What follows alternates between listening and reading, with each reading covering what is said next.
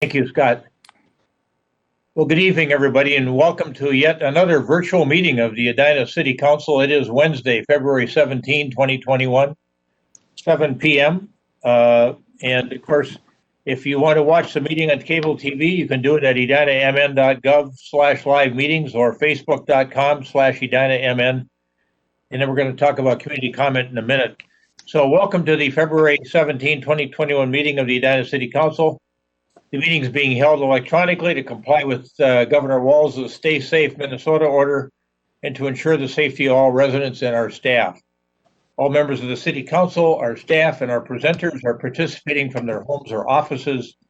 But before we begin, there are a few things I'd like to cover for those listening in and hoping to participate in portions of the meeting tonight.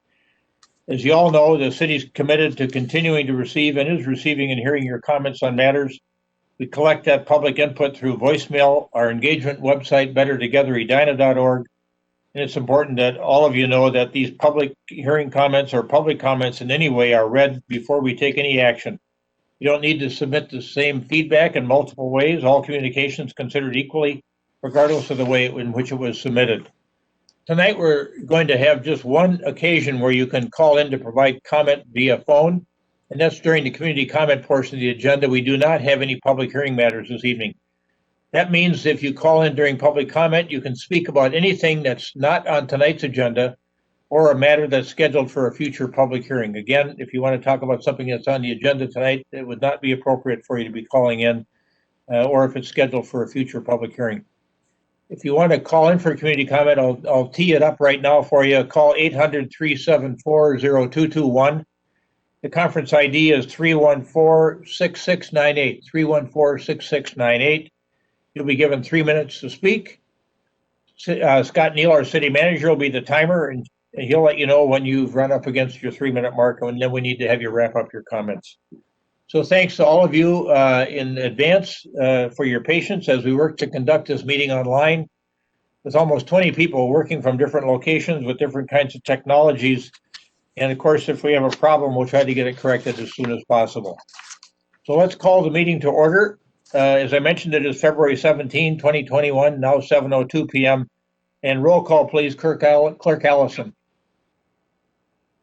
Councilmember Anderson. Here. Councilmember Jackson. Here. Councilmember Pierce. Here. Councilmember Staunton. Here. Mayor Hovland. Here. I'm going to rise now for the Pledge of Allegiance. Pledge allegiance to the flag of the United States of America and to the republic for which it stands, one nation, under God, indivisible, with liberty and justice for all.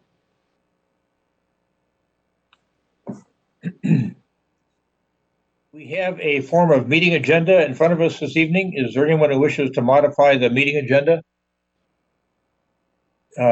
Then I'll approve. That's all. Is there someone who wishes to make a motion to approve the meeting agenda as shown?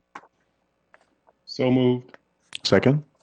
Moved by Member Pierce, second by Member Anderson, that we approve the meeting agenda as shown. Any further discussion? Roll call, please. Clerk Allison. Councilmember Pierce. Aye. Councilmember Staunton. Aye. Councilmember Anderson. Aye. Councilmember Jackson. Aye. Mayor Hovland. Aye. The form of meeting agenda that was published and is in front of us this evening is approved. Now we're going to go to community comment. And before we go to community comment, again, if you are a resident who would like to speak, or anybody actually who would want to speak to something not on tonight's agenda or scheduled for a future public hearing, feel free to call in. You would call in to 800-374-0221. And again, the conference ID is 314-6698. An operator will ask for your name and street address. After you press *1, you'll be put in the queue, and Director Benarat will bring you in to speak to the council. And then Manager Neal, as I mentioned before, will give you a heads up when you hit the 3-minute mark on your comments if you don't wrap up before that time. Director Benarat, do we have anybody in the queue for community comment? Good evening, Mayor Hovland, members of the council. We do not currently have anyone in the queue because there is a slight delay in the broadcast, as you mentioned. I would recommend you wait 1 minute or so before moving on to the next item on your agenda, just in case there's someone working to get through. My clock shows that it's 7:05. I will come back either when I have someone ready for community comment or 7:06, whichever comes first. Thank you.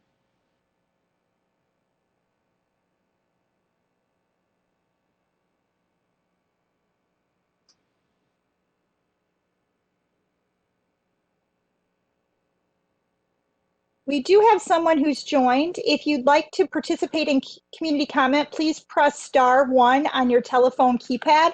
That will get you in the queue to speak. Again, that's star or the asterisk symbol, then the number 1.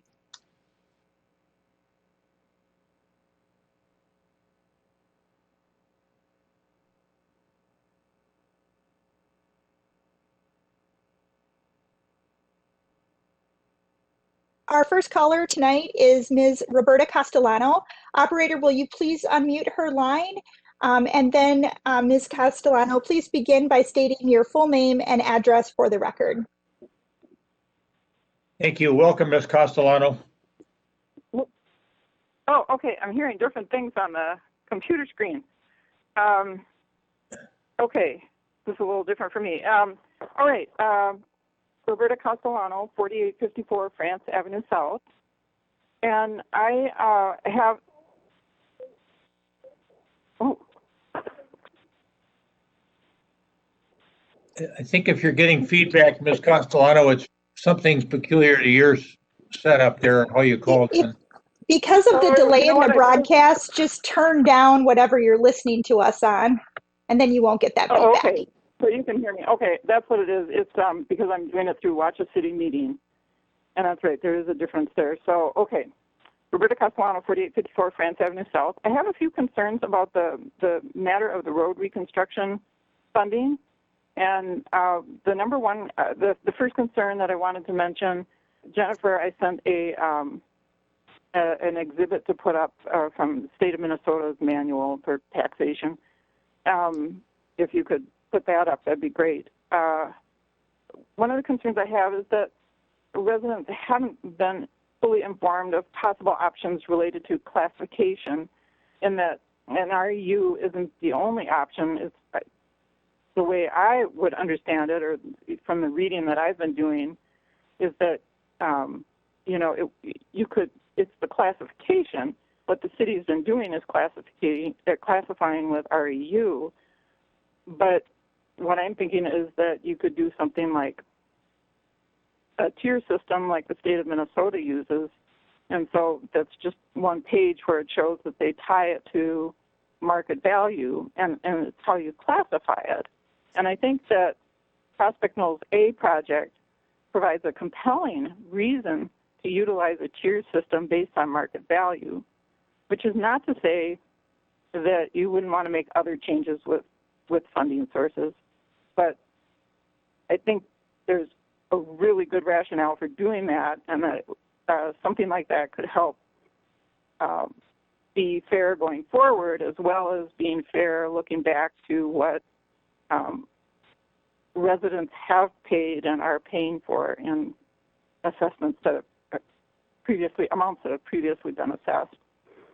And the other thing is with road reconstruction is the uniformity of reference, and that when you refer to roadway reconstruction, I know I even got caught off with that in referring to it, that are you referring to just the street portion, or are you referring to the whole ball of wax?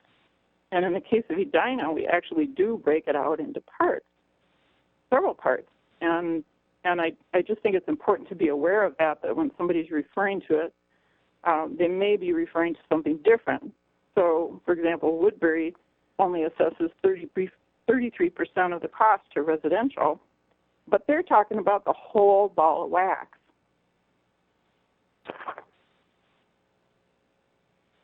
Where we divide it out. So, where we have some franchise now for sidewalks, we have assessments for the roadway portion, then we also do a lot through utility, all the utilities plus the curb and gutter. And so I think those kind of things need to be recognized. Right. I think I'm done. I just wanted to bring that up for now. Thanks, Ms. Castellano. One other One That's other thing I time. could ask is, what's the schedule coming up for it? If you could say what's going to happen next. Yeah, we'll handle that when we get done with committee comment. So I think that with Manager Neal, did Ms. Castellano run up against the 3-minute clock? She did. Did. Okay. So stand by and just watch the meeting, and then we'll address that question. Thank you, Mayor. Yes, you're welcome. Thank you for calling in. I have Thank you. no other callers on the line right now. Again, because there is a slight delay in the broadcast, I would recommend we wait a minute before moving on with the next item on the agenda. My clock shows it at 7:11. I will come back to you when I have a speaker or at 7:12, whichever comes first. Thanks, Director Benarott.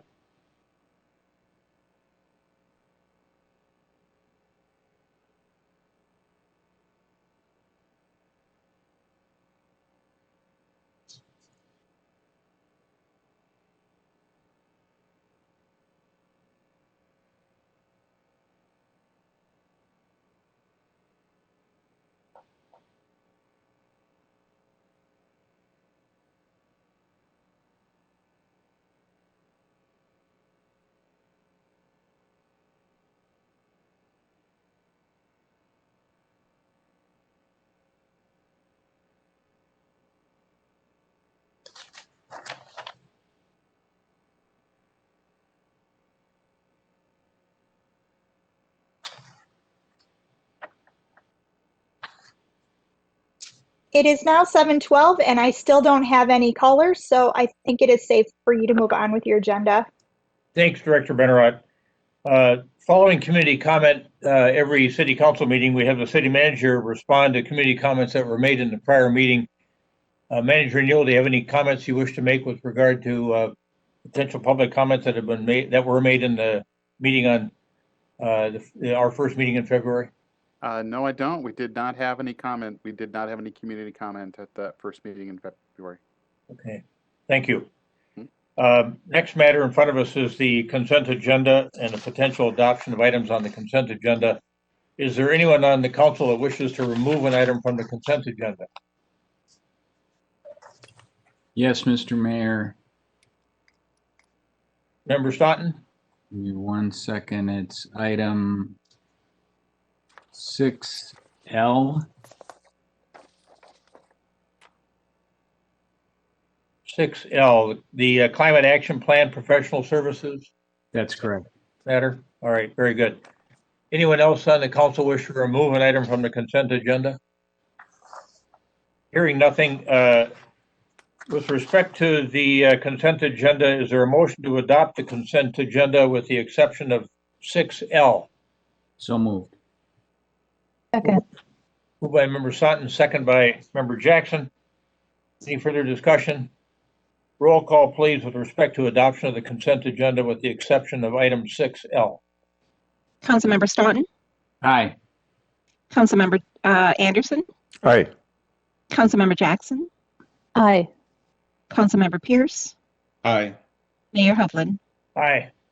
The items on the consent agenda are approved with the exception of 6L, which we will turn to now. Member Staunton.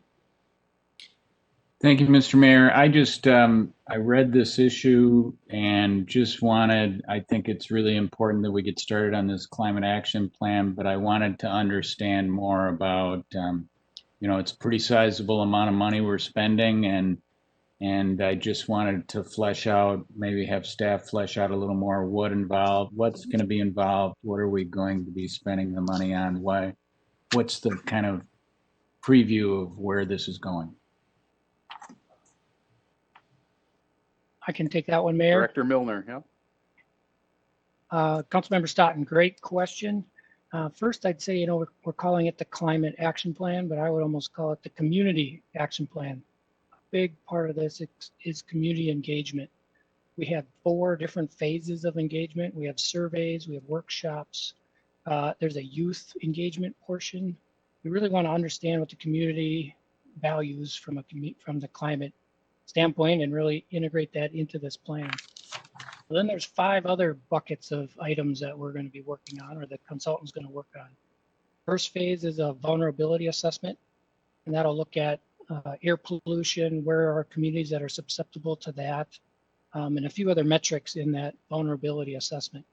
The next big one is the greenhouse gas inventory. Where are we as a community?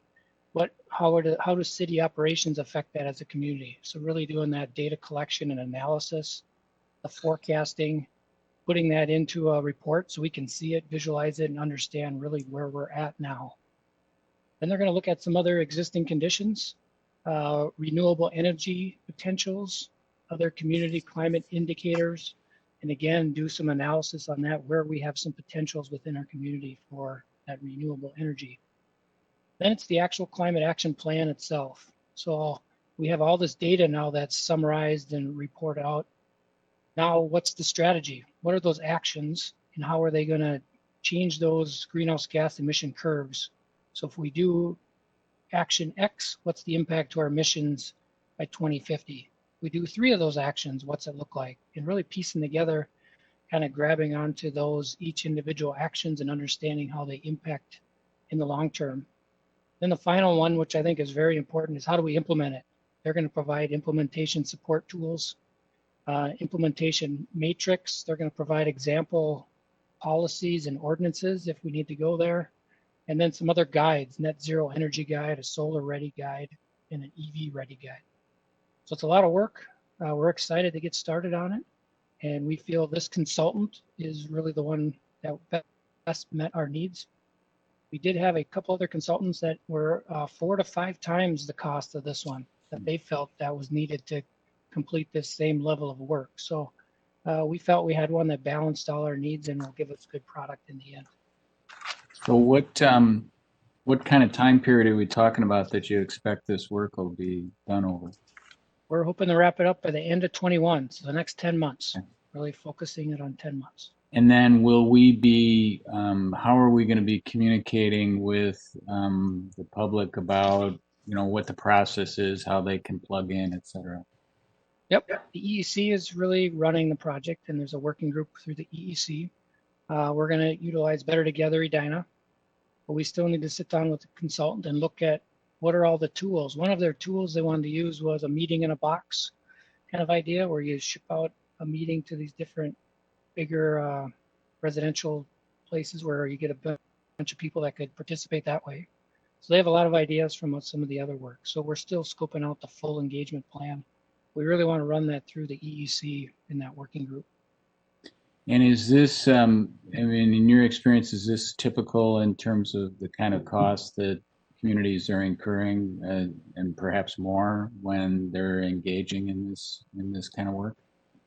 It is. We checked in with our neighboring communities to see, there's a few that have just wrapped up their work on this kind of plan, and we're right in line with other communities. Okay. Well, thank you. I just thought it was helpful to flesh it out. It's a really important issue, and it's a lot of money, but it's worth investing in if we're going to make some headway. Thank you, Member Staunton. Before you move the matter, I had a question or two on this one too.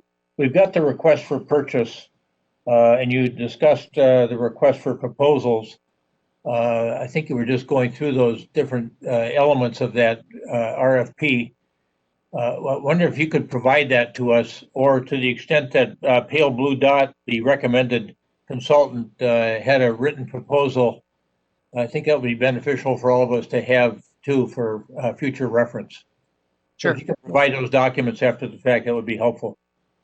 We'll do, Mayor. Thank you. All right. And then, Member Staunton, would you care to move the matter 6L? I would. I'd move 6L. Thank you. I'll second it. Member Jackson seconds the request for purchase on the Climate Action Plan Professional Services. Any further discussion? Roll call, please, with respect to 6L. Councilmember Staunton, Aye. Councilmember Anderson, Aye. Councilmember Jackson, Aye. Councilmember Pierce, Aye. Mayor Hovland. Aye. 6L is approved. Director Milner, I only had one other question related to the consent agenda, and that was on 6D. We had approved the NOVAC plan for the public works folks, and then we added in the park maintenance park maintenance folks as well in this organizational assessment.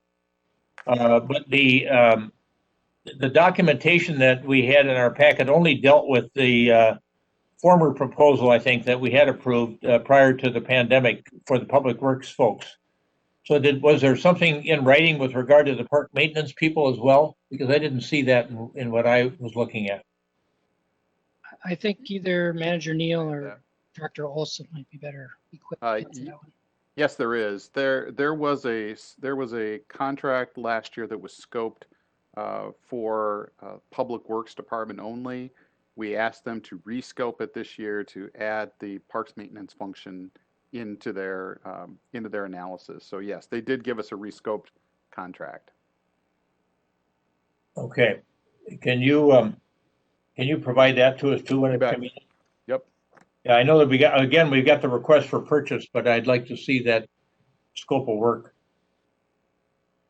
All right, thank you. We're moving on now from the consent agenda and on to special recognitions and presentations, that important part of our agenda. And tonight, really bittersweet, we're saying goodbye to a chief that many of us have known for many years. Just done a wonderful job for the city of Edina. Hated to see him go over to Eden Prairie for a while, but he saw the light and came back, and we've been blessed to have him as a chief for quite a few years. Tom Schmitz, our fire chief, here to announce his retirement, I guess a little bit more formally. We've seen it in writing from the city manager announcing your departure. But again, Chief, pleased for you, whatever you want to do next in life, we're really supportive of, but sad for us in seeing you depart. It is indeed bittersweet for me. Chief. Thank you. Good evening, Mayor Hovland and council members.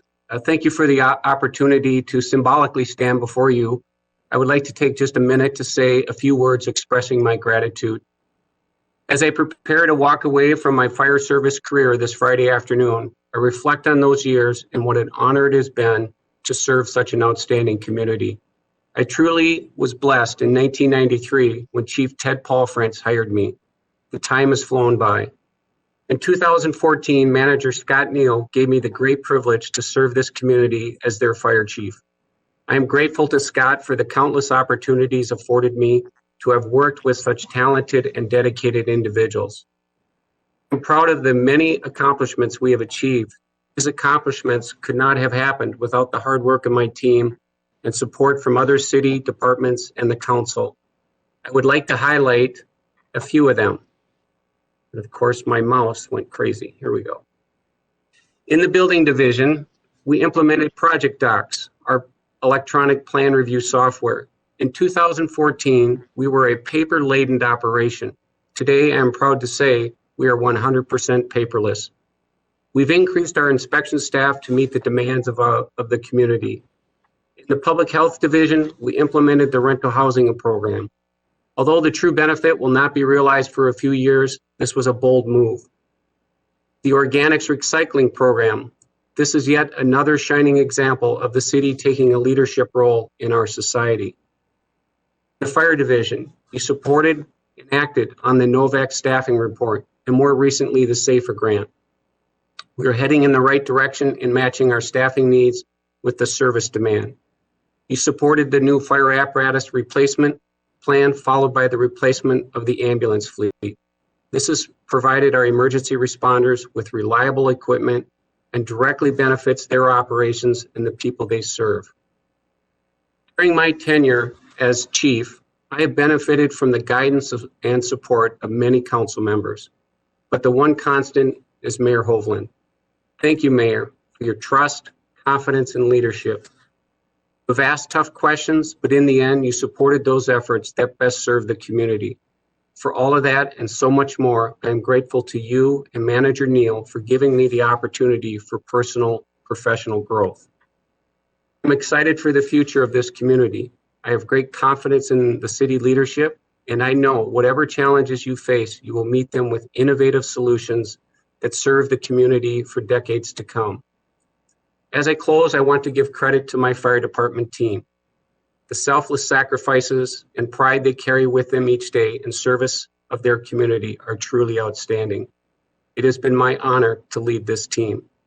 I wish you all the best and thank you for everything you gave me.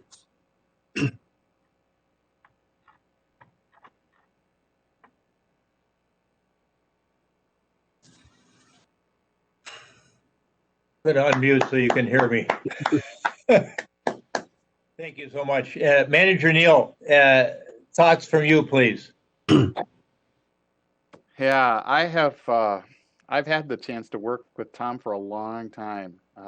He was in Eden Prairie when I got there in 2002, and I lost him once and got him back once. So it's that's been one of the highlights of my career too. And you know, Tom's job as a fire chief is really a lot more than the average fire chief.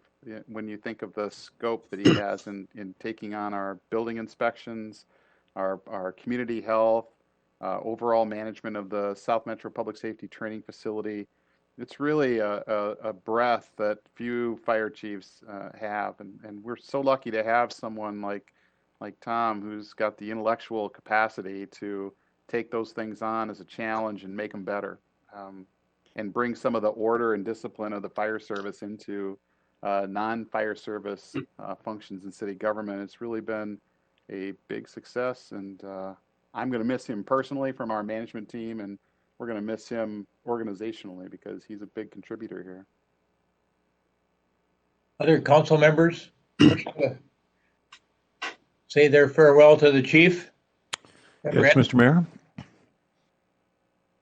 Hello. Go ahead, Member Anderson. Yeah, thank you. Say, Chief, I just wanted to thank you for your service and outstanding attitude and your presence and response. I don't know of anyone who's ever tried to reach you that there hasn't been an immediate response. And, you know, thank you so much for that. You should probably also know along the way here that, you know, I bump into some of your former colleagues from Eden Prairie.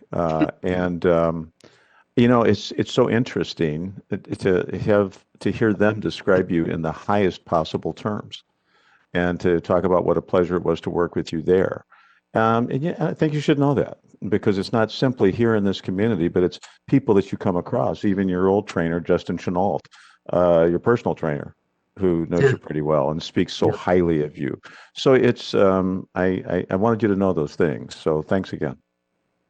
Thank you, Member Anderson. Thank you. Well, Chief, stay in touch. You know, I just ran into Marty Shearer at the grocery store the other day. As soon as we recognized each other through the masks, we had a nice conversation, and he seems to be very happy as he's moved on, and I'm sure you will be too. But we really would like to know what you're doing, and hope to see you from time to time. So all the best to you. Thank you, Mayor Hovland. I will not try to keep pace with Chief Scheer. He's an impressive individual, and that's not the level of activity I am looking forward to in the coming days. So thank you. Thanks, everybody. I appreciate it. Yeah, everybody's got their own path and journey, so whatever you choose is fine with us. All right, good. Thanks for being with us tonight, Chief. Thank you. Thank you, Chief. Right. Thank you. All the best to you. And we're going to now go to Jennifer Benarott, who has someone new to introduce to the Edina City team. Director Benarott. Good evening again. Public Allies is a signature AmeriCorps program operating in 25 communities across the nation. It is a national social justice and equity program that has helped thousands of underrepresented young leaders serve our country, get on successful pathways to careers, and bring communities together to work for the common good. The City of Edina began as a partner organization to Public Allies in 2019. Our second and newest Public Allies apprentice, Hanna Madkour, began work in the communications department in September. She will work with us as social media specialist through July. It is my great pleasure to formally introduce you to Hanna tonight. Hanna, at this time, will you please tell the council a little bit more about yourself and the work you're doing for us? Thank you for that introduction, Jen. And I just first want to thank you all for allowing me to join your meeting tonight and to virtually meet some new faces for the first time. My name is Hanna, and I have been with the communications department since September and will be with them through July. I graduated from the University of Minnesota in spring 2020 and found myself placed with the City of Edina through Public Allies. And I love this program because it really appealed to the my ideals of inclusivity and equity and leadership. And I really find that this program is not only a stepping stone to a future career path, but is really an investment in my leadership and growth. In my time with the city, I've really enjoyed the hands-on approach to city communications. I've had probably the best experience with city staff I could have asked for.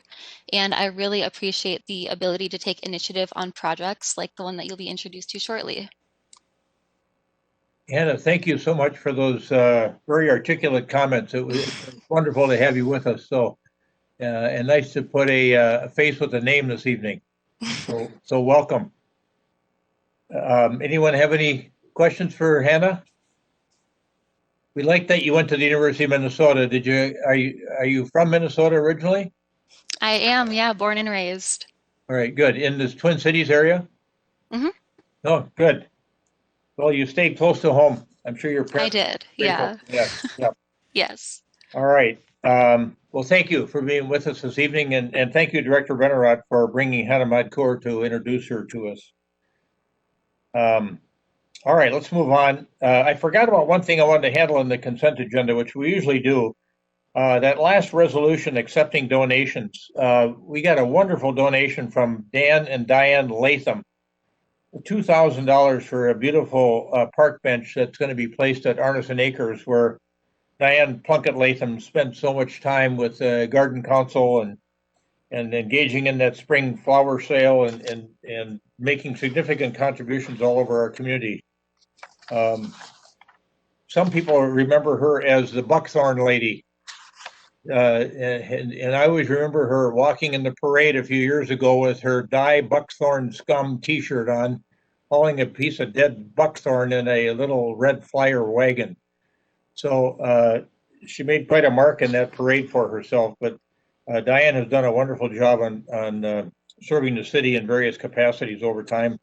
And I'm sure that she and Dan have kind of chafed at having their travel curtailed because they are two of the world's greatest travelers and eager to get back on the road, I'm sure, after vaccination. So thanks to both Dan and Diane Latham for that generous gift for that park bench.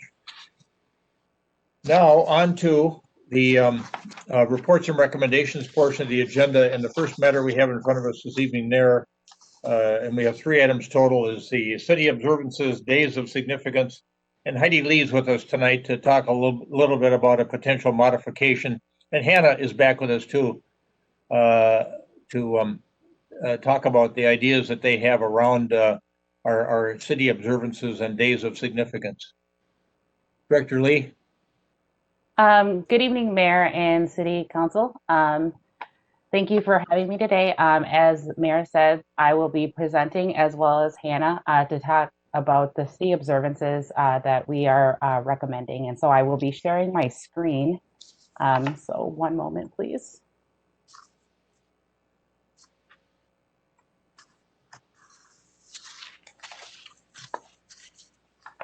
Okay.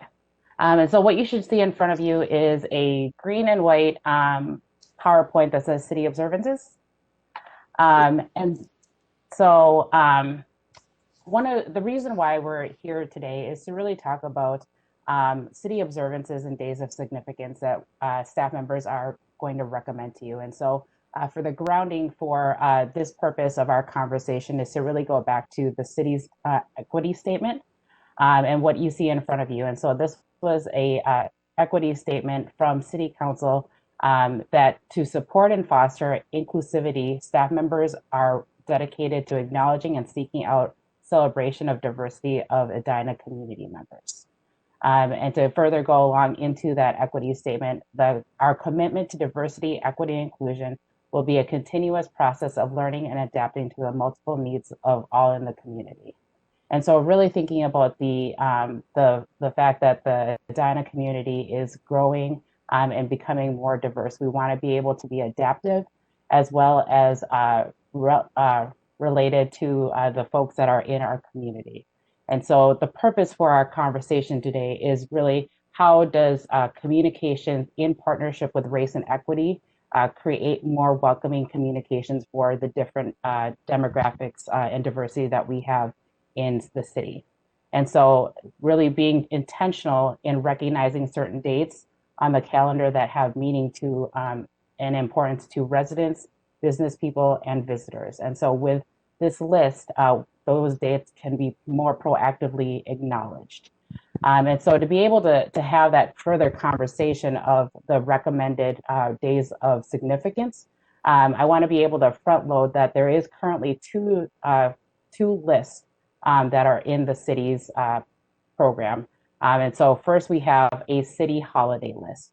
And in the city holiday list, that dictates that city buildings and offices are closed and there is no public meeting held. And most of these city holidays are defined by Minnesota state statute. So to give you an example of a city holiday, it is Martin Luther King's birthday, which is the third Monday of every January. The next list that we currently have is a religious observance list. And for religious observances, city offices are open for business. However, there is no public meetings are held. And with the city observance list, it is a city policy that was approved by City Council in March of 2012. So for example, of a religious observance is Eid Fitr, which is a celebration of breaking fast for Ramadan. And then the third type of observance, which is what we are recommending today, is the additional days of significance. With the days of significance, city offices are still open, public meetings are still held. And the difference for this is that the list is compiled based on staff and community feedback. So for example, of the days of significance or event of significance is Black History Month. Some of those things that you may be currently seeing on the city website, where folks are from the community are able to express how Black History Month is significant for them. And so to be able to front load that, I want to be able to show that in 2021, and this is a listing of the days where the offices are closed. So again, that these are governed by Minnesota state statute. And there is no public meetings that are held on these particular days. In 2021, there is no city meetings on these days. So again, going back to City Council has approved these days as the offices being open. However, no public meetings are held to have public participation on those days. And so these are some of the days that will be observed in 2021 for religious observances. And then lastly, these are the lists. This is the list of additional observances for you to consider. I would like to make note that on February 12th, it has been changed initially from Chinese New Year to Lunar New Year, which is different from what you initially had in your packet. And one of the reasons why I want to be able to highlight that is because, as I had said in my previous slides, that with the additional observances for consideration, this is also due in part to community feedback. So on February 12th, there was a posting on social media for Chinese New Year, and there was feedback from community members that had indicated that it should be to be more inclusive to acknowledge the change of Lunar New Year. And so I want to be able to highlight that these additional observances are based on community feedback. And so you'll notice that there is a total of about 15 days that are listed here.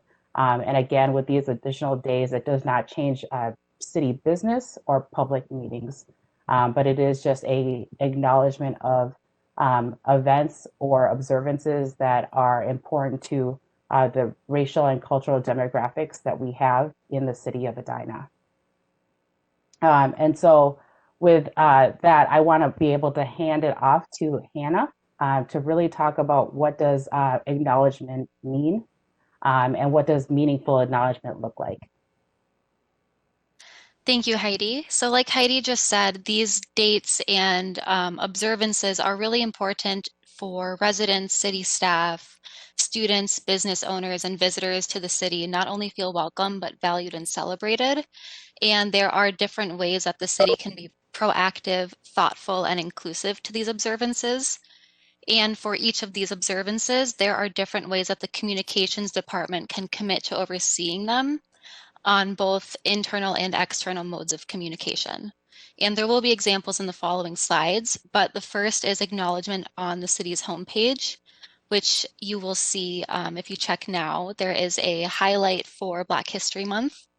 Next, we'll be listing the dates and observances on the city calendars, so like on the city's homepage and publications like Edition Edina. Next, you can see that there will be messages on the outdoor light up message board at City Hall. Edina TV bulletin board messages on the public access TV channel. Edina posts and banner images, which is the city's internal website, and social media posts as the most visible external form of communications. And Heidi, you can go to the next slide. So like I previously stated, on the left of your screen, you can see the Celebrating Black History Month spotlight on the city homepage. And next, you have an example of the city calendar on the website. And again, on the left, you can see the message board on the message on the outdoor message board at City Hall, which is visible from both sides of City Hall. And on the Edina TV bulletin board message, you can see the Celebrating Black History Month slide that is currently visible. You can see the Edina banner image that is currently on the website right now. And here is an example of some of the recent social media posts made for various holidays. So you will see Kwanzaa, Hanukkah, and MLK Day.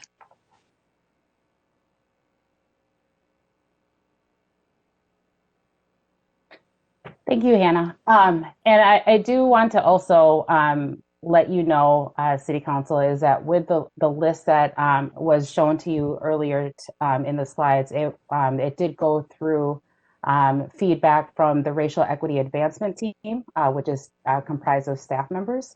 It also went through consideration with the Executive Leadership Team, as well as the Human Rights and Relations Commission, and the community feedback group. And so really understanding that with the additional days of observance or the days of significance, it was really in partnership with the communications department to get more feedback from the community of what is important for them and how do we acknowledge that.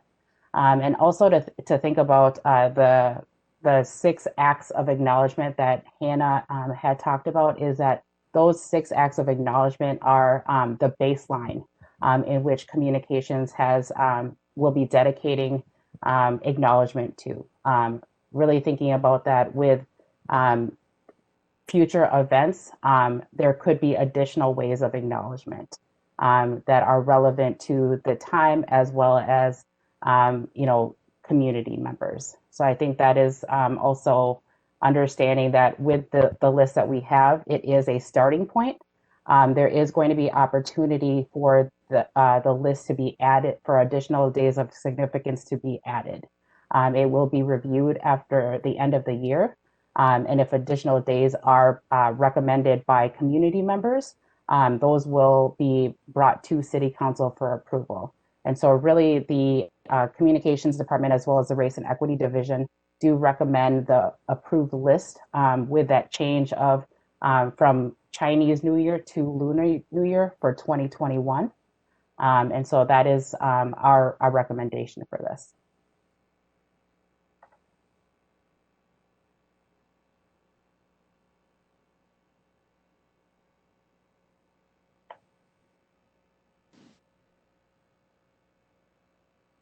Mayor Hovland, You're on mute, Mr. Mayor.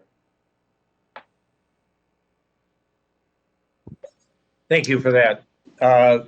Comments or observations by council members or questions with regard to the proposed list of days of significance proposed for 2021?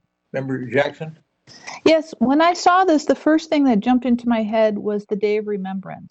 And I would like that, since that's an Edina event already, I'd like that to be included if possible. We can certainly add that to the list, Councilperson Jackson. And I think that there has been, that was also brought up from the Human Rights and Relations Commission as well. Okay, thank you. Thank you. that may vary from year to year as to when it's held, but I think it's important to have it on the list as well. Other observations or questions from council members? Otherwise, I'll entertain a motion to adopt the recommendations. Mr. Mayor? Yes, Member Stott. Quick question. So, thanks Heidi and Hannah. Great work. Boy, it was really thorough and it sounds like it's gone through a lot of vetting and I appreciate that. Heidi, you made a great point with the Lunar New Year. I mean, it's a great illustration of how we should be constantly kind of fielding feedback. Is there a plan for how we might amend this in the future if we get additional feedback after this? Absolutely. I think with it will be reviewed at the end of each year, taking in feedback from community members, whether it is to have additional days of observances, and then that will be brought to City Council as well, so that City Council is made aware of the changes or the proposed changes. So this would be like an annual calendar approval? Correct. Okay, thank you. Thank you, Member Sutton. Member Pierce? I didn't have a question. I just wanted to applaud the team here. I really thought the way this came together was awesome. And it's just a small thing when you think about it, but in the big scheme of things, I think it was really huge. The way that the process of asking or allowing the community to send in posts of what these various observances mean to them, that was a really cool thing. And so I, as an example, I heard from my fourth grader, Caitlin, one of her friends did a post and she came home talking about it. And so it was just a really cool thing, the way the community is kind of coming together. And it would have been really easy for the communications team, the staff, to just put out material around Black History Month. But instead of just doing that, asking people to submit stories was a really unique way to do it. So I applaud the team for that. Thank you, Member Pierce. Any other observations or questions from council members? Otherwise, we'll entertain a motion to add the additional days of significance that have been published to us, with the addition of Day of Remembrance being added to that list of additional days of significance. Is there a motion to that effect to approve that additional days of significance list? So moved. Second. Motion by Member Anderson, second by Member Pierce, that we approve the published days of significance for 2021 list, adding to it a Day of Remembrance. Any further discussion? Roll call, please. Clerk Allison. Councilmember Anderson, Aye. Councilmember Jackson, Aye. Councilmember Pierce, Aye. Councilmember Staunton, Aye. Mayor Hovland. Aye. The motion's approved, and those days of significance for 2021 are added to the city calendar. Good work. Very, very nice work by everybody on that team, as Member Pierce noted. I would just add quickly that I did attend what was characterized as Chinese New Year on Saturday. The Edina Chinese American Association, along with the larger group, I think, in the metro area, usually have a big event over at Kennedy High School. They used to do it at Valley View, but they outgrew it. There was 2,000 people in Valley View, and 2,000, 3,000, 4,000 over at Kennedy. But of course, they can't do it this year because of the pandemic. Some folks in the Asian community purchased I think it's the old Gander Mountain building in Eden Prairie, Manager Neal, and it is going to become a new Asian market. And so it has just been purchased a couple weeks ago, and they opened up that space for limited participation. So I went over there and hoped to have Mayor Case there, but he didn't come over. He had some other commitments that popped up. But Melody Zhao, that we all know from our community, who runs the Chinese school in Edina on the weekends, was there and effectively guiding everything that was going on. It was really a nice event, even though there were a limited number of people there. And then they had takeout food that people were coming to pick up, and they were carefully checking temperatures at the entrance, and it was really, really well done. So next on the agenda, we have the board and commission appointments, and Manager Neal is going to take this topic. Manager Neal. I am. Thank you, Your Honor, members of council. I'm here to lead the presentation to you tonight to appoint our new slate of board and commission members to our standing boards and commissions. The process was different this year than it was in previous years, and it was different after we had a discussion at a previous work session with the council. So we had a smaller selection committee this year, and that selection committee was comprised of Mayor Hovland, Councilmember Jackson, Rick Itis, who is the chair of the Parks and Recreation Commission, Lori Richmond, who's the chair of the Transportation Commission, and myself. Over the last week of February and the last week of January and the first week of February, we interviewed 36 candidates, 36 applicants for 19 openings over a 3-night time period. And we boiled it down to the 19 proposed appointments that are before you tonight. If you approve this slate of appointments, and also including, in addition to the 19 appointments, we have the 14 folks that were appointed to the alternate list. If this slate is approved tonight by the City Council, these folks will begin their training process next week with the hope that they will be attending their first board and commission meetings sometime in March. So it's a fairly quick process from interview to selection to appointment to training, and then you're in the chair making decisions and having conversations as an official board and commission member for the city of Edina. Happy to answer any questions anybody may have. Member Staunton. So I noticed that there are 2 appointments to the Arts and Culture Commission, but I believe we've also had some resignations. Is that enough, or do we need to appoint more? I can't keep track of how many openings there are given the resignations. Thank you, Councilmember Staunton. And I was going to suggest this to the council tonight as well. We do have an additional opening on the Arts and Culture Commission. We did have someone that we interviewed who is part of the reserve list. Her name is Susan Johnson. I would propose that you include her as an appointment tonight as part of this slate. And is that for Member Jackson and the mayor? Are you recommending that as well? I won't speak for Member Jackson. I'll let her speak for herself. She's nodding affirmatively. Go ahead, Member Jackson. Yes, absolutely. She'd be great on the commission. And that was my understanding from our members who aren't city council members. Terrific. Thank you. And I concur. I think Susan Johnson would be a great member.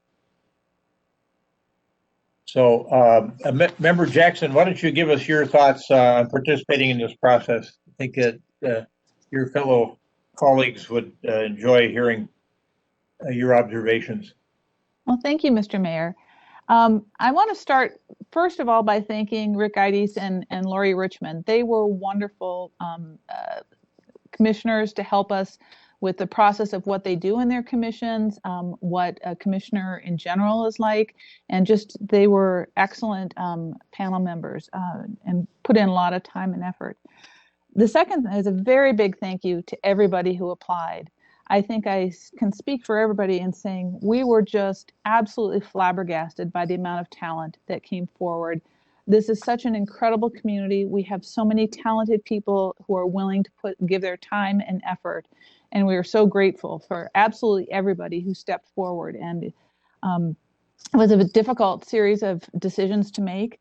One of the things that we took into account is, what does this commission actually need right now? And so while there were a lot of talented people that we weren't able to choose, we were able to choose people to fulfill specific needs on our commission. And it was wonderful to be able to do that.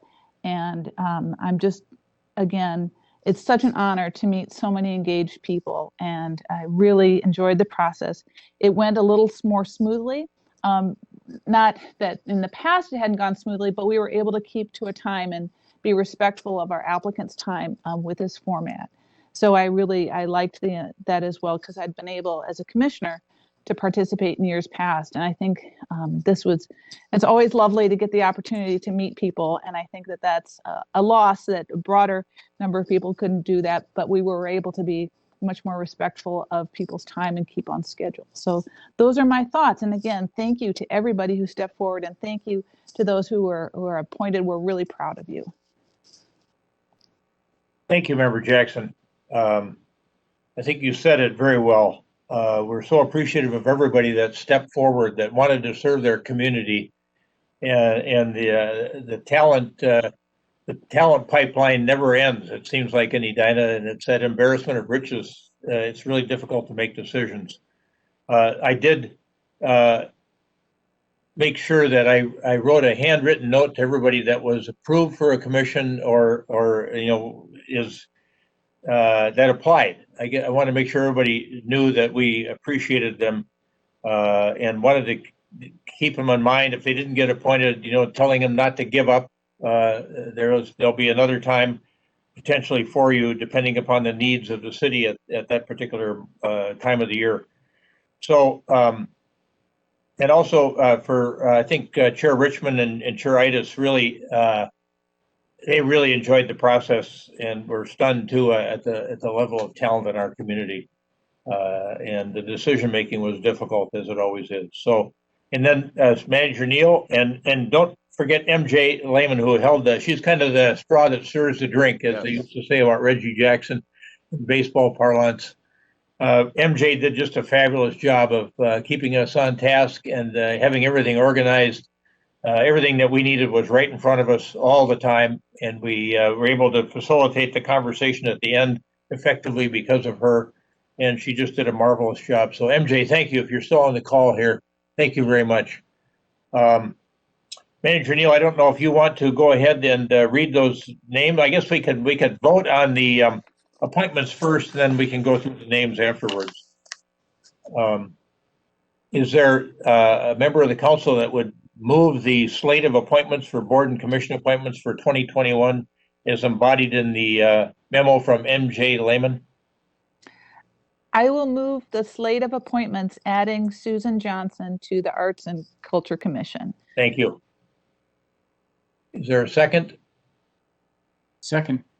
Second by Member Staunton. To approve the slate recommended, plus the addition of Susan Johnson to the Art and Culture Commission. Any further discussion? Roll call, please, Clerk Allison. Councilmember Jackson, Aye. Councilmember Pierce, Aye. Councilmember Staunton, Aye. Councilmember Anderson, Aye. Mayor Hovland. Aye. The slate is approved, plus Susan Johnson is added to Art and Culture. The other appointees, the two additional appointees to Arts and Culture were Alyssa Fram and Laura Westland. Community Health, Mary Absalon. This was right in her wheelhouse. Construction Board of Appeals, Austin Wagner. That was an interesting story. He called in from the hospital. His wife had just delivered a baby. So he was calling in from Fairview, Southdale to do his interview. Energy and Environment Commission had the greatest number of openings, and we got some wonderful folks there. Rajiv Ratan, who is taught at Cargill. John Haugen, Corey Lukens, Tom Tessman, Terry Hovanek, and then Heritage Preservation Commission, Garrett Knutson, Human Rights and Relations, Leticia Guadarrama, and then Mamie Siegel, that many of us know. And then Human Rights and Relations, also our former colleague at the City Council, Joni Bennett, who was encouraged to apply based on her work on the census. And then Park and Rec Commission, Brian Haas and Michael Schroeder, that we all know. I think there's going to be another opening here shortly, and we're keeping him in mind for that. David Alkire to the Planning Commission, who did a wonderful job on the street reconstruction task force. And then another Planning Commission appointee, Rachel Bartling. Chris Brown to Transportation. Michael McCauley, a former city manager, and ran the equivalent of the Oregon League of Cities to the Board of Appeal and Equalization, has moved back to our part of the world. And then Rhonda Bland, former candidate for city council, is going to also go to the Board of Appeal and Equalization. So thanks to all those folks for agreeing to serve, and we look forward to your work for the city. And then on to the last item in this portion of the agenda, which is the public engagement report, the local speed limit evaluation. Andrew Scipione has this matter. I don't know, Manager Neal, if you had any introductory comments or not, or do you want to go right to Andrew? I think we want to go right to Andrew unless Director Milner has any. I don't have any introductory comments. All right. No, right to Andrew's got it covered. All right, Andrew. Mr. Scipione.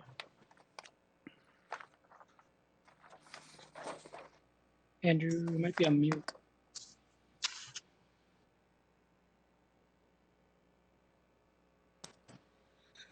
There we go. Is that better? There you go. Yes. That's much better. All right. Apologies. Thank you, Mayor and members of council. Tonight, I will be presenting the public engagement report for our local speed limit evaluation. I will provide a brief recap of this project's motivation, how the recommended approach was developed, the comments we received from the general public and the Transportation Commission, and the next steps. At the end of my presentation, I will ask council to approve staff's recommended approach and authorize the development of an implementation plan. So as you may recall, in late 2019, the state legislature gave Minnesota cities the authority to set speed limits on local roads below the statutory 30-mile-per-hour limit. Since then, the cities of Minneapolis and St. Paul have implemented reduced speed limits, and St. Louis Park is considering a similar change. Edina has long supported reducing speed limits on local roads, with council having passed 3 resolutions since 2006 in support of lower speed limit research or legislation. Additionally, lower speed limits support the goals in our comprehensive plan, Living Streets Plan, and Pedestrian and Bicycle Master Plan. Specifically, they promote safety by reducing the likelihood and severity of motor vehicle crashes, and they promote equity by prioritizing vulnerable roadway users. The traditional method of setting speed limits, which uses the speed at which 85% of vehicles are observed to travel at or below, really only considers the need of motorists and not pedestrians and cyclists. After Minneapolis announced their proposed changes in 2020, we began to develop a recommendation for lowering speed limits in Edina. This map reflects that original recommendation, which was for a tiered approach, where most streets would be 20 miles per hour, shown in this map in blue. Collector roads would be 25 miles per hour, shown in orange, and roads with the highest traffic would be 30 miles per hour, shown in red. This recommendation was presented to City Council at a work session in July of 2020. At that time, council members expressed concerns that the wider range of speed limits could be confusing to drivers. Council also suggested that staff reevaluate proposed speed limits on collector or municipal state aid streets. Following that work session, staff revised the recommendation to address council's concerns. This map reflects staff's current recommendation. As you can see, it is a fairly uniform approach where the vast majority of local streets would have a speed limit of 25 miles per hour, shown in orange. A few select roads are recommended for 30 miles per hour, shown in red. These roads carry some of our highest traffic volumes, connect to county roads or highways, and generally carry more regional traffic than local traffic. Shown in green and purple are 20 and 15 mile per hour speed limits in school zones, which are largely consistent with current conditions. Under this recommendation, alleys would remain at 10 miles per hour, and no changes would be made to private streets, county roads, or state highways. In late 2020, we created a project page on Better Together Edina about the local speed limit evaluation process. For the month of October, a public comment period was open for residents to weigh in on staff's recommendation. This could be done in one of 2 ways. The map tool would bring up an interactive map showing the recommended speed limits, and residents could place pins on specific road segments to indicate their preferred speed limit. The feedback form tool could also be used to provide general comments on staff's recommendation. Due to the COVID restrictions at that time, no in-person engagement events were held.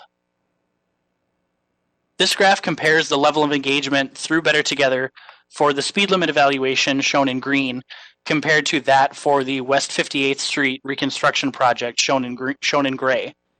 During the comment period, our site received about 1,000 visitors. About 500 visitors viewed multiple pages or downloaded a document shown on this map as informed visitors. And 138 visitors posted a comment through the map or feedback form tool. Compared to 58th Street, as you can see, we received fewer site visits but had a higher level of engagement if you look at the ratio of engaged viewers to site visits. This slide summarizes the public feedback. On the left is a breakdown of the feedback form comments. Of the 131 submissions, a little over half were supportive of the recommendation, and almost 14% were supportive of a more aggressive 20-mile-per-hour approach. Among those who were supportive, stated reasons include safety of children and families in residential neighborhoods and the lack of sidewalks on local streets. About 24% were unsupportive of the recommendation, expressing concerns about associated costs, impact to mobility within the city, and doubtful that lower speed limits would be enforced. 11% of the comments were categorized as other. These were general questions and observations that staff wasn't able to categorize as being either supportive or unsupportive. On the right is a breakdown of the map pins.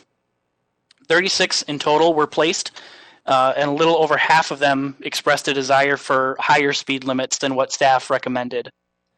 When the pins are separated based on roadway type, an interesting pattern emerges. As you can see, the pins placed on the MSA roadways generally favored higher speeds than what staff recommended, typically 30 miles per hour, and the pins placed on the local or residential roads generally favored lower speeds, typically 20 miles per hour. In addition to this feedback, staff received 21 direct emails or letters. Of these, 5 supported the recommendation, 7 were supportive of 20-mile-per-hour speed limits, 3 were unsupportive, and 6 were categorized as other. I presented the draft engagement report to the Transportation Commission at their December 17th meeting. The Commission also discussed staff's recommendation at length at their January 21st meeting.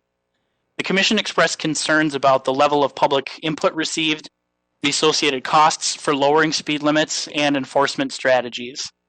Some commissioners expressed concerns that the updated recommendation is inconsistent with the approach taken by Minneapolis and St. Louis Park, and felt that a more aggressive approach with 20-mile-per-hour limits like Minneapolis was appropriate for Edina. Some commissioners also suggested that changing speed limits shouldn't be a priority for the city at this time, while others felt that the city can be a leader in this area by adopting changes. Overall, there was little consensus among the commission as to what approach, if any, the city should take. Based on all of the public input received, staff recommends proceeding with the uniform approach for local speed limits. They promote safety and equity while balancing mobility. This approach sets consistent expectations for users and is easier to communicate to the public. Essentially, all streets would be 25 miles per hour unless signed otherwise. And this approach is generally less expensive to implement because less signage is required. It's important to note that lowering speed limits alone will not be enough to address safety and equity on our roads.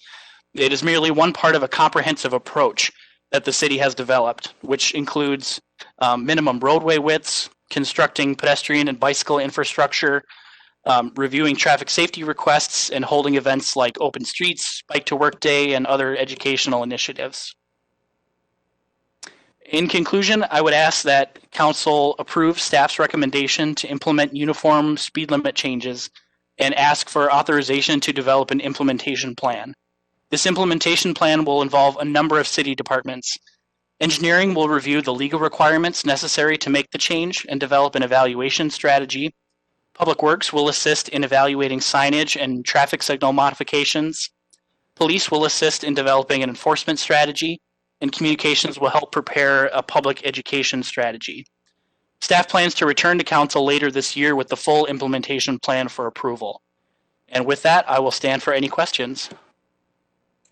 And Mayor, I'll just add one more piece. Go ahead. We were in front of the council in July and we have 2 new members. So before we just came back with a big ordinance change or city code change, we wanted to make sure there was still strong support from all the members of the current council. So that's why we thought it'd be good to bring back the public engagement and also the commission's feedback now and get your views on next steps. So with that, we'll stand for questions. All right, thank you, Director Milner and Mr. Scipione, nicely done. Questions from council members? Member Jackson? Yes, I have 2 questions. The first one is, I wonder whether you looked at whether lowering speed limits would have any impact on exhaust emissions and greenhouse gas emissions from transportation. And then my second one is, can you give us just a high-level summary of the safety impact of lowering speed limits?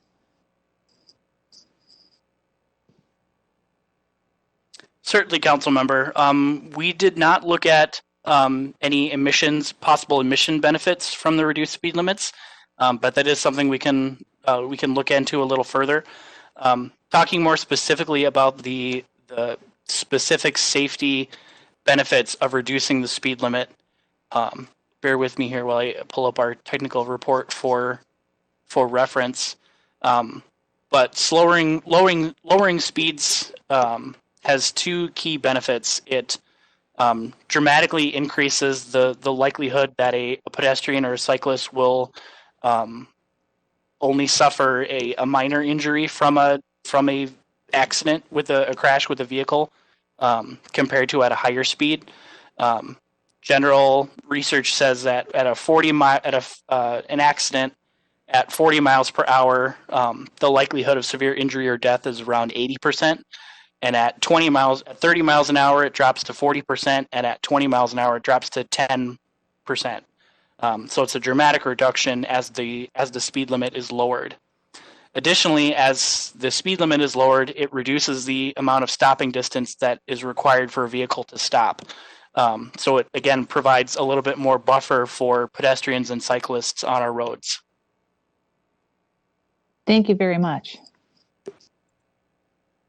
Other questions from council member? Member Pierce? Thank you. I just had one question. You referenced a number of times equity on the roadways. I'm just curious in this context to hear more about what that means. Thank you, council member. I'm happy to address further. So what I mean here is equity between the different types of users on our roadways. So pedestrians, cyclists, transit users, and motorists. Right now, the industry standard way of setting the speed limits is strictly based on motor vehicle traffic. However, whatever the speed that the majority of the traveling public, or the traveling public by car, I should say, is going at, that determines what the speed is. No consideration is given to accident history, to pedestrian traffic, to cyclist traffic, to whether or not there are facilities for pedestrians and cyclists. So taking a different approach rather than that 85th percentile speed gives us a way to really consider and prioritize the needs of the pedestrians and cyclists who are the more vulnerable roadway users. They're the ones who are more likely to be negatively impacted in the event of an accident compared to motorists. Thank you. Member Staunton? So I have a little request for when you come back with this. I've often thought that this would be a good project for one of our elementary school math classes, and I'm incapable of it, which tells you where my math skills are. But I would be interested in knowing, when we drop a speed limit from 30 miles an hour to 25 miles an hour, how much longer it takes you to go a certain distance, like a couple of blocks. So I'm thinking, for instance, in my neighborhood, when you turn off of Vernon at Tracy and you take Doncaster around to Highland School and you go 25 instead of 35, people think that's really slowing down, but I'm betting the number of seconds that longer that it takes you is really short. So I'd just be interested when it comes back to do a couple of examples like that to show people that, you know, taking 5 miles an hour off makes a big difference to a pedestrian or a cyclist or a little kid in the neighborhood. And it doesn't really make that much difference to the people trying to get from here to there. Thank you, Member. Thank you, Council Member. I think that's a great point. And I think that's another, going forward, I think that's a great tool to use in our public communication and education strategy as well. Thank you. Yeah, I think that's a good thought. It's something that we've done from time to time with respect to land use projects or just transportation issues like on France Avenue. How much longer it's going to take you to move down that corridor if you're at a traffic level C or D or, you know, on down the line. So that's a good idea. Member Anderson, any questions or comments? Actually, two. It's always surprising to me that people will drive fast to get to a stop sign. That's all. That's so curious to me. That you know, we see a red light, and I see people flying up to this red light when it's clearly observable. That's surprising. You know, that's a matter of habit. It's just a matter of, no, I accelerate at this particular level, and this is the way I drive, and this is who I am, this is what I do. So when you gear that down, then it becomes regulated, or a better chance of it being regulated. Second is what lowering speed limits will do, especially on streets with bike paths. You know, for instance, I won't ride a road bike any longer around town. I don't do that because you're a little more vulnerable on a road bike than you are, say, on a hybrid if you're more seated and straightforward.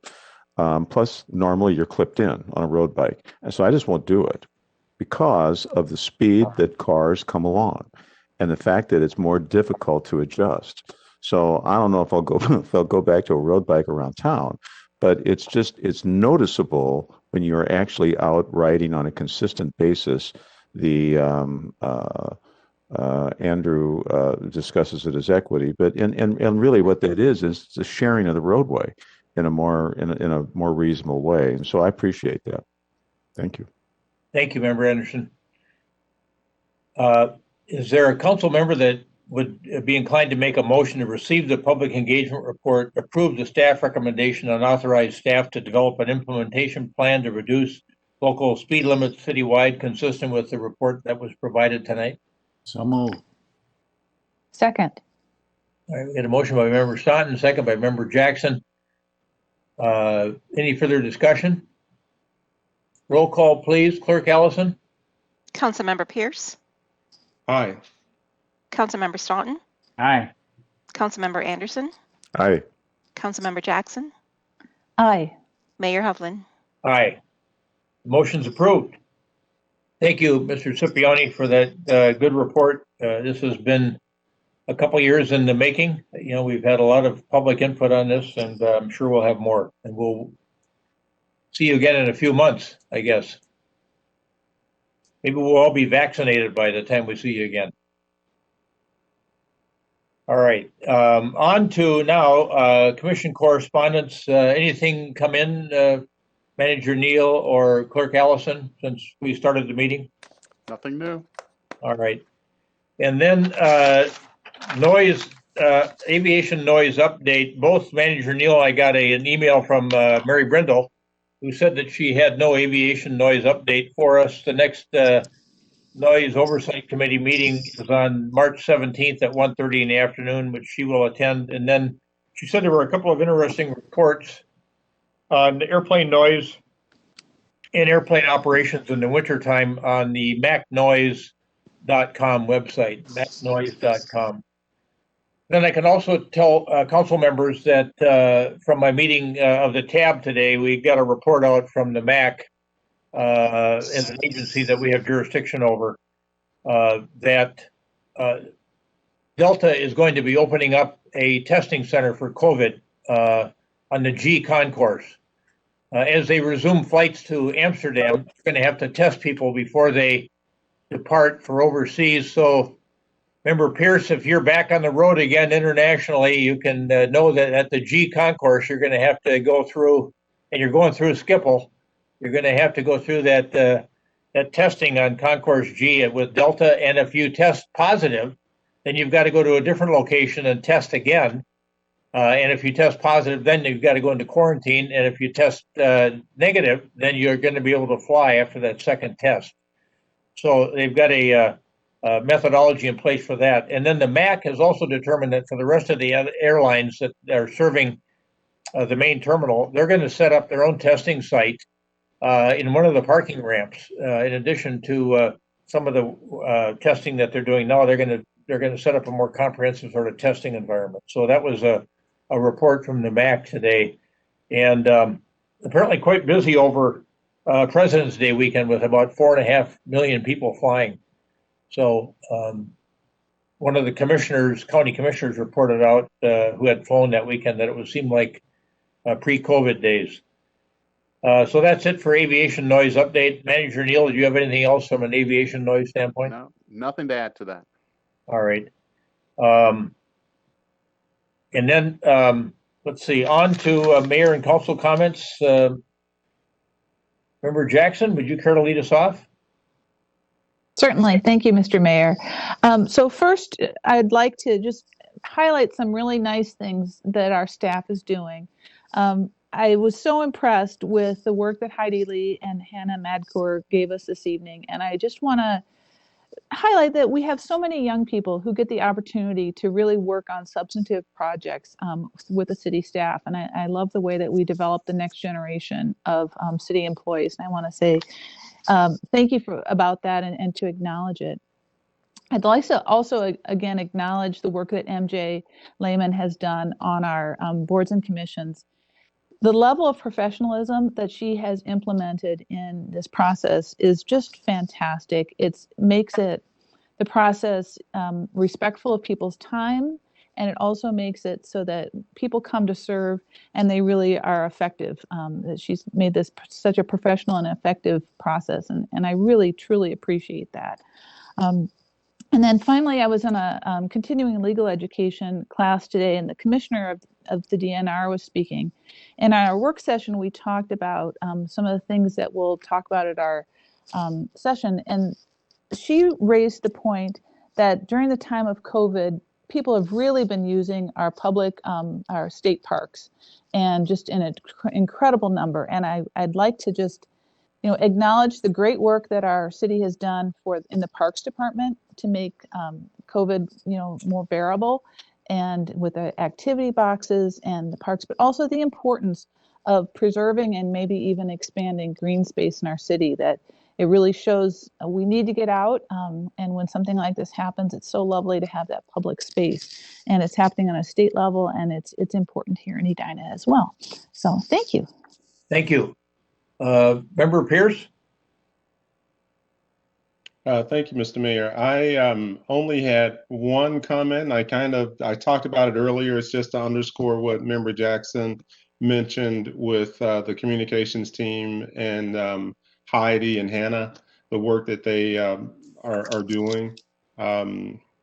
It really is, I think it's going to be very impactful in the way that they're able to have the entire community do two things. One, I think a fair number of people in our community are going to learn something new. And then two, there are going to be more people that I think will just share how the various special observances are important to them.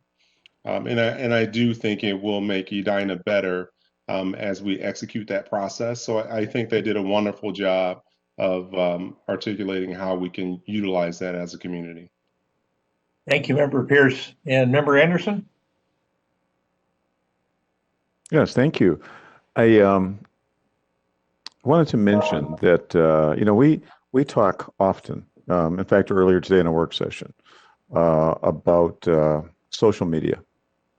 And I read an interesting article this week, and it was essentially that this author put a lot of the divisiveness in our country or in our state or in our city at the foot of social media.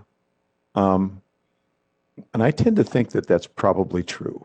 I think that there's an awful lot of content that comes out on social media that is kind of guided by opinions that are received elsewhere but filter down through there. This author's point was this, to cut to the core here. The author's point was, so much of the considerations and attitude shaping that is expressed in social media venues come from impressions about national concerns, federal concerns, if you will. He said that, if we spend our time thinking of our yard, of our block, of our community, of our schools, of our places of worship, then we come together as a community. That's where our concerns are or can be. That's where we make the difference. And that's where we determine on a day-to-day basis, each neighbor, each person, the quality of life that exists. The quality of life is not going to necessarily be determined by one thing or the other, but it will be determined by how we get along together and how we reach out. And do we have common concerns about what's happening in our neighborhood and in our community? And I thought that was right on point. And in fact, it kind of reflects the mayor and the chamber's initiative on 2021 acts of kindness. I think that if we begin to focus on what we have in common and coming together, that's how our community will continue to be in a position of leadership and can embrace new ideas, new thoughts, new ways. And we're seeing a lot of those introduced here this evening, have been earlier in this year, and I think we'll see more in the course of this year. So it was food for thought for me, and I wanted to share that. Thank you. Thank you, Member Anderson. Member Staunton? So I'm kind of picking up on a theme here. There's a lot of good things going on. I wanted to chime in and just say how much I enjoyed our work session earlier this evening. We had a robust conversation about how we can do our task force process better and the upcoming retreat that we're going to have as a council. And I am so struck. I want to mention to Member Jackson and Member Pierce in particular, we're only 4 meetings in to the two of you being on the council, and already you're just such amazing contributors, and the conversations have been fabulous. And I just think we're in a really good place, and I'm really looking forward to continuing to develop the good things we have going on. That's all I have, Mr. Mayor. All right, thank you, Member Staunton. You all are causing me to think about what caused the mayors across the state to start talking to each other a couple of years ago. And Member Jackson knows about it because she was kind of right in the middle of it in her lobbying career at the time we started talking about building relationships across the state, building trust, and being able to get things done together and try to get rid of that divisiveness that existed and was trickling down from the federal level, the national level, to the local level. And there's still some work to be done, but because we're the front line of democracy, the people have the most direct access to us as elected officials, we get the best chance to build those relationships and build that trust and invest in people in different ways. So I think, we've got a strong fighting chance of continuing to build community around some of the things that we all believe in a common way. A couple other things I just wanted to note. We had tonight on the agenda somebody applying for a beer, a liquor and wine license, a new entrant into the restaurant world, something called Tamarind Clay Oven, going to be located at 3875 Gallagher Drive. And so welcome to Tamarind Clay Oven to the city of Edina. We're pleased to have you here and eager to try the food offerings that you will have available to us. I did get a call today, a voicemail left for me, and Manager Neal, you may know something about this, but the person was concerned that Comcast was no longer offering Norton antivirus as part of the package of services that they provided. And I didn't recall that the antivirus protection was something that Comcast was offering as part of their array of services, but maybe you could check into that, or whoever is now, who agreed to serve on the Cable Commission. I was going to say, I think it's Member Jackson. Maybe you can look into this issue a little bit. In case we need to notify residents in our community that may not be aware of it, that if they thought they had antivirus protection through Comcast, they may no longer have it. But I can't say that definitively. I think it just needs further investigation. Okay. And then I was pleased that we passed that clean car, the Clean Car Minnesota Resolution 2021-19. In my TAB meeting today, the MPCA was encouraging communities to support their effort here, and so I'm pleased to get that resolution sent off. And Manager Neal, you apparently need somebody will need to go onto the MPCA website to figure out where that needs to be sent. Yep. To support them. So that was the guidance that I received at the TAB meeting today. And then I mentioned earlier in our work session meeting that I've had a few communications, both verbally and by voicemail, regarding the work that Stephanie Hawkinson is doing, sending postcards out, inquiring as to whether people might be interested in selling their homes in a certain price bracket to try to follow up on our strategy of finding some single-family homes for young families. It would be good to know about that when it happens in advance of when it gets sent out. I think she sent out over 3,000 postcards to people, and the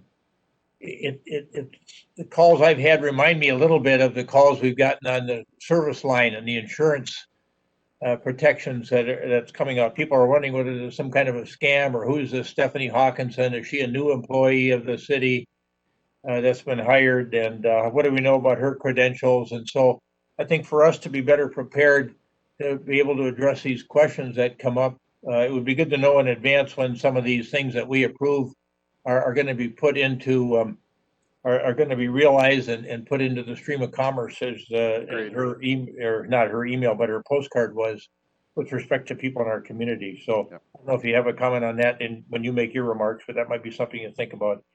And then I can't recall where we were on organized hauling, and Member Jackson may remember where we are here, or Manager Neal. I got an inquiry about that today. Where were we on this issue of potentially having the council talk about organized hauling, or getting it in front of our electorate to consider organized hauling? My recollection was the transportation work plan. Yes.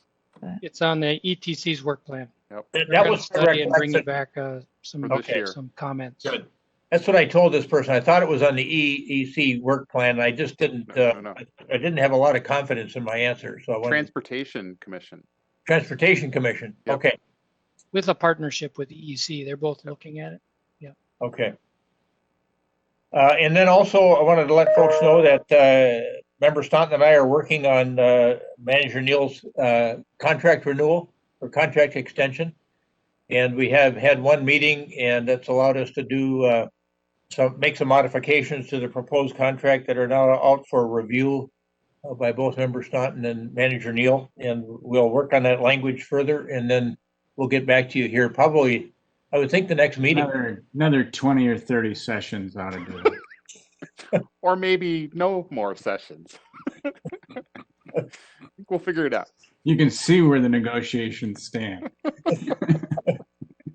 Member Staunton's got his backbone up here. He's gonna. All right. Well, I will say that negotiations are going pretty well, and communication is first rate. So,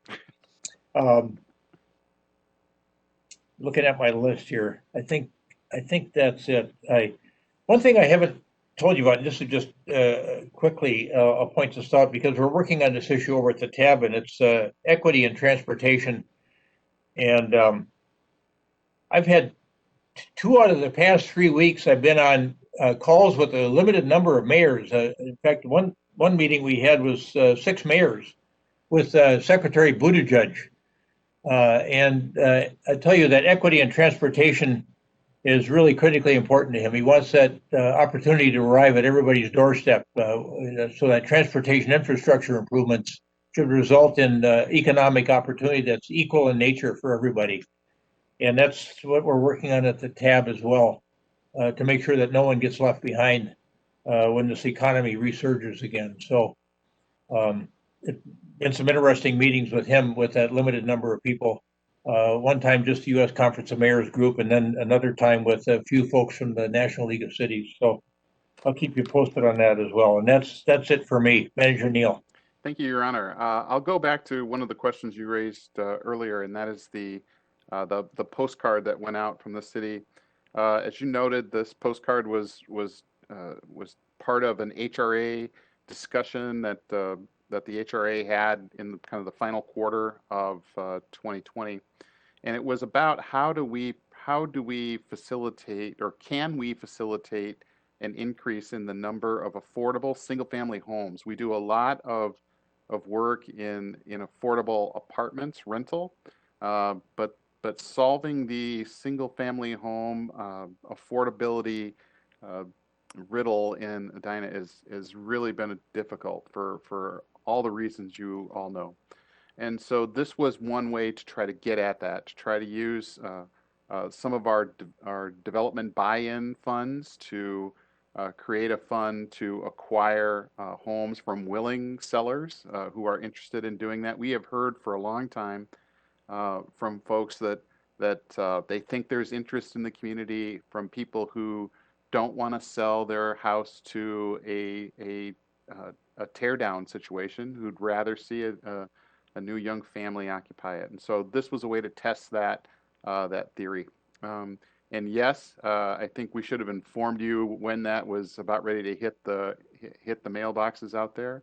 And Councilmember Jackson had the idea that we should put some sort of reference or maybe an FAQ style more information on our website, and so we're doing that as well. The card was designed as a prompter to a phone call, to lead somebody, if they're interested enough, to place a call so that they could get a personal discussion and personal answers to questions, but not everybody likes to do that. And so this is another way that we'll be able to provide information. So that's what's going on with that. I think in the end, I just want you to know that you would be involved in any sort of purchase of real estate as an HRA board. You would have to sign off on that, approve it. So that's not going to happen without your involvement in it somehow. The other item I had was something that, when we get 5 phone calls or 6 phone calls on a similar topic or the same topic, it means something's happening. And I've seen a number of calls come to my office and other staff offices from residents who are told by US Internet, USI or US Internet, that Edina is preventing them from coming into serve Edina residents. And that is just not true. I don't know where that rumor is starting, but I've heard it enough now that I'm trying to just push back on it a little bit, and I want you to know that in case you hear it. I think it starts with maybe a customer service person in the US Internet local office telling residents, I'm sorry, we can't come into Edina because the city won't let us do that. That is not true at all. We have had a couple discussions. I've had a couple discussions with the US Internet corporate leadership team. A couple of them happen to live in Edina, and they asked about how they could come into the community. We laid out our right-of-way permit process for them. It's not that different than any other community they work in the Twin Cities. So we would welcome them to come into the city, and we're just waiting for that to happen. They've got some infrastructure issues that they're working on here, but doesn't have anything to do with the city preventing them from coming in. So if you hear that one, no, that's what's going on. And that's all I've got for you tonight. Did that prompt anything from any other council members they want to follow up on with Manager Neal? All right, good. We'll move on then. Is there a motion to adjourn? So moved. Is there a second? Second. All right. We got a motion by Member Jackson, second by Member Anderson, I believe it was, to adjourn the meeting. Is there any further discussion? Roll call, please. Clerk Allison, with respect to potential adjournment. Councilmember Staunton, Aye. Councilmember Anderson, Aye. Councilmember Jackson, Aye. Councilmember Pierce, Aye. Mayor Hovland. Aye. The virtual meeting of the Edina City Council on February 17, 2021 is adjourned. Thank you, everybody. Good to Right. see you. Thank you. Yeah, Dave Kendall, thanks for hanging in there with us tonight. I didn't say anything, Mayor, but I enjoyed the meeting. I thought, boy, we're putting this guy through the ringer tonight. He's just, his name is there and he's hanging right in there with us. So, I like meetings where I don't get asked any questions. It's a nice meeting. well, I may have one for you tomorrow. All right. Take care. Have a good night. Right. Thank you. Good night. Thanks, everybody.